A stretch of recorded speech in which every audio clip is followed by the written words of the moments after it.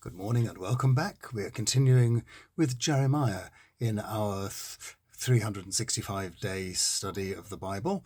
We're looking at the ministry of the prophets Isaiah and Jeremiah at the moment, and today Jeremiah is looking at a dreadful situation. There has been an incursion into the land of Judah, and people are really scared. Jeremiah chapter 10, verses 17 to 25.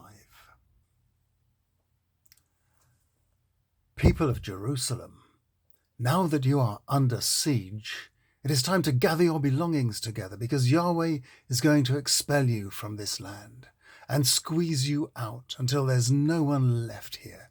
This is Yahweh's decision.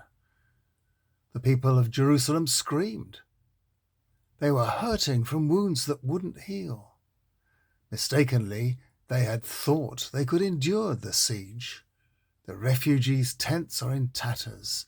The guy ropes are broken.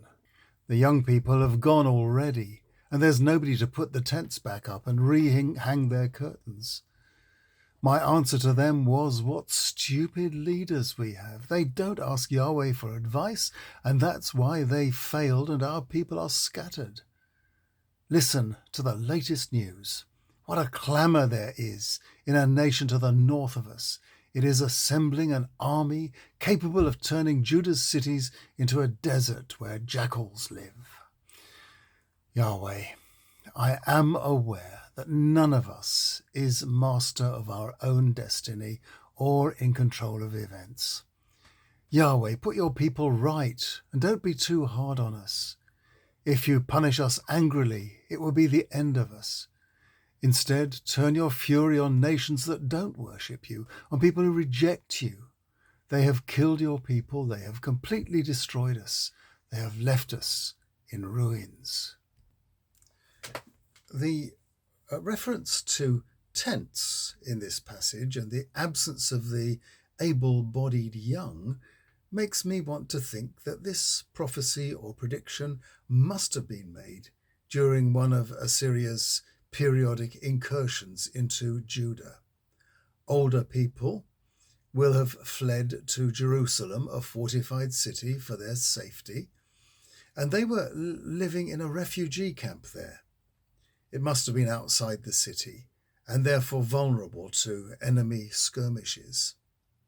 The younger people will, of course, have gone out into the countryside to harass the incoming forces, which is why there was no one left to repair the tents of the refugees. As usual, Jeremiah expresses his dismay at the poor leadership of his country. Yes, there is news. Reports are coming in of troops massing on the border, ready to attack.